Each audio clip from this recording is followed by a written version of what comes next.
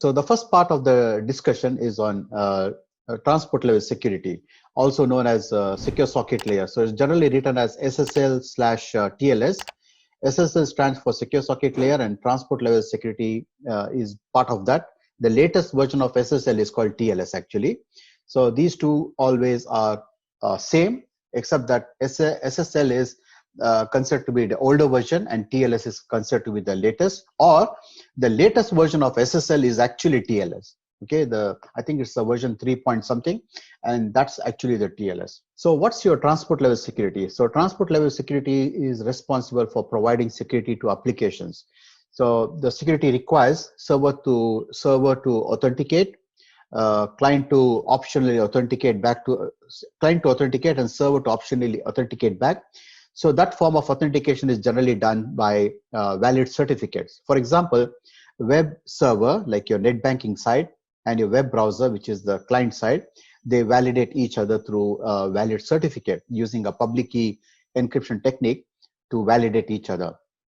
And they use those public key mechanisms to deliver, that is using a certificate which contains public key to deliver the session key. And session keys are very important with regards to financial transactions. So without the financial transactions being secure, you can't communicate over the internet and communicate with, say, net banking sites.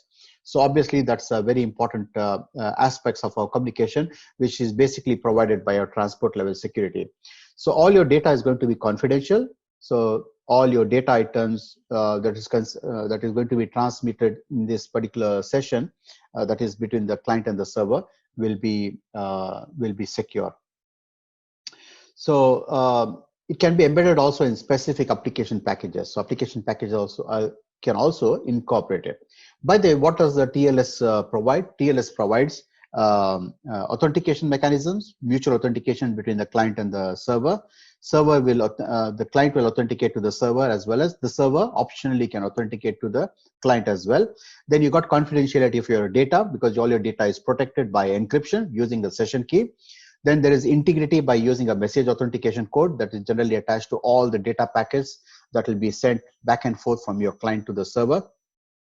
Client authentication is generally required if you want to confirm to the server who you are, because net banking sites require the browser to authenticate, and the browser provides credentials such as customer reference number and passwords and so on. So the architecture is an end-to-end service between the client and the server. So it is the TCP connection that gets secure, and the TCP is reliable communication, and the communication is end-to-end is going to be now secure because of TLS. And it uses a record protocol. So it's a TLS record protocol or SSL record protocol, where the messages are broken down into small segments, and those messages are encrypted. Message authentication code is appended to that encrypted message, so that you can have confidentiality as well as integrity of your data. Almost all your HTTP traffic is now secure. HTTP traffic is a hypertext transfer protocol using your web interaction. All of that is going to be secure because of that.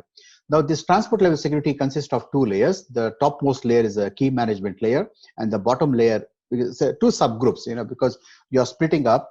So if I can draw that and show you what exactly I mean. So you have the application, then you have got the transport layer, then you got the network layer, then you got the data link layer, okay, and then you got the physical layer. So this is the 5 layers that you have.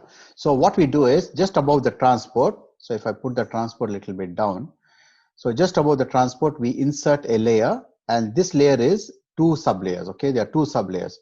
So this particular layer is either SSL, the latest version, or TLS, transport level security.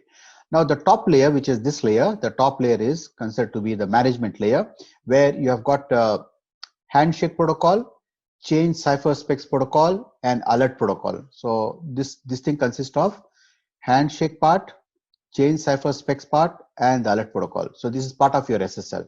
And the bottom layer, which is this one, this bottom layer is SSL record protocol. Okay, record where all the encryption and the message authentication code gets added to your communication. So here's an example of what we generally see with HTTP traffic. So if you look at the HTTP traffic, and if you open up, So let me get back the laser pointer. So if you look at the HTTP aspects of it, so there's a security. If you click on this button, which is the lock button, the lock button opens up, and you should be able to see the security features. That means it is it's a Westpac site that you want to connect. And if you open up and look into the details, you can see the security aspect, and the security aspects has got a certificate, and then it also gives the information about the key that has been exchanged. So using RSA TLS, it has exchanged AES encryption algorithm using 256-bit key, and it is a cipher block chain mode of communication. And if you look at view certificates, you'll see the details of the certificate that has been issued by a certificate authority, a trusted certificate authority called Entrust. So Entrust is the certificate authority that has, if you can also click more details, you can see a little bit details about the version of the certificate, serial number, fingerprint, and quite a lot of details can be easily identified. So I've got another example here, which is ANZ Bank. So ANZ Bank has got also a lock sign. That means it is a secure communication. If you look at the details, it is it says your communication is going to be secure, and it is verified by Symantec Corporation. And if you look at it, Symantec is the trusted third party that is giving you the certificate. If you click on the certificate, you can see the details of the certificate. It is SSL client and SSL server certificate. So both of them are verifying each other. And it has got the key size. It has got the key size just like Westpac. It is also 256-bit. Okay, 256-bit, and it is using its own encryption algorithm to encrypt your block ciphers and stream ciphers. So obviously these communications are secure because of TLS and SSL. Okay, so SSL, TLS is same. There's no difference. The latest version of SSL is actually called TLS, Transport Level Security. Now let's look at how the SSL TLS, and you can see it's always written as SSL/TLS. Okay, it's always written like that because they both are same. It's generally some textbooks will call it as SSL layer. Some of them will call it as TLS. So these two layers that you see here is actually the TLS layer. Okay, so let me draw here something. So the application that you see is the HTTP is basically sitting on top of it. Okay, so this, all of this is part of your application layer. Okay, all of this that you see here is part of the application layer. So this is application that you want to protect. Then these two layers, okay, up to this point is the SSL layer. Okay, SSL or TLS. So your choice, whatever you want to call. So these two portions that you see is the SSL or TLS layer, this portions. So it is actually subdivided into two parts. One is the key management layer. So this is key management, and the bottom is called SSL record, where all the encryption record layer where the encryption takes place. Then you have the TCP segments. You got IP layer. Below this you have got data link layer, and below this your physical layer. So these are the 5 layers of TCP IP architecture. But this is an additional layer. So this is an additional one. Additional security is given so that the HTTP traffic, which is this one, HTTP gets converted to HTTPS. So that your communication is now secure. All your applications that uses SSL will be now secure. So two important transport level security concepts are required, that we want to establish a connection is needed and then a session is needed. What is a connection? A connection is basically a network transport that provides a suitable type of service.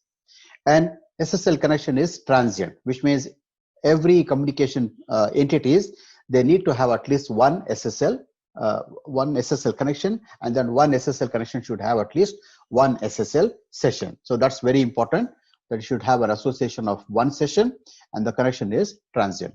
Now, what about the session? The session itself is associated between the client and the server. So client and server association takes place, and SSL is created by the use of the handshake protocol, the one that we saw above, So if you look at the SSL, it has got handshake protocol, change cipher specs protocol, and then SSL alert protocol. These are all SSL, and there's an alert protocol.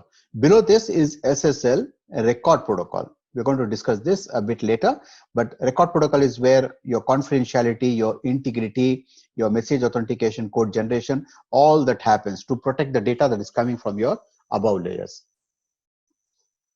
So you can see the record protocol provides two services. One is confidentiality and the other one is message integrity. Confidentiality by using symmetric key, symmetric session key.